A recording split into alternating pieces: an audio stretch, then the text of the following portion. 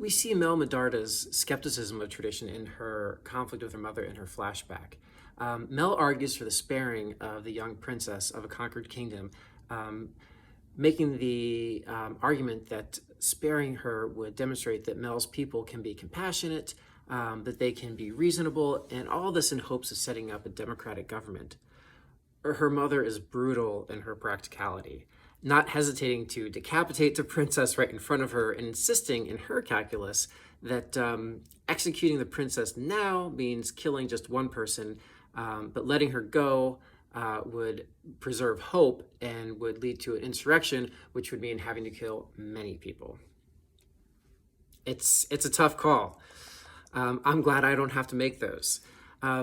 But we see the impact this cold-blooded murder has on Mel, and it allows us to recognize Mel's true motives. It confirms to us that Mel isn't just skeptical of tradition because it's oppressive. She's wary of authority for the same reason. And so she's a closet subversive. And we're now bringing in another one of our moral foundation principles. Mel's fights with the council is at once overtly about tradition and oppression, but it also comes from her own distrust of authority. And we see this in her willingness to betray, bringing in another vice virtue pair, in her willingness to betray her loyalty to Heimerdinger.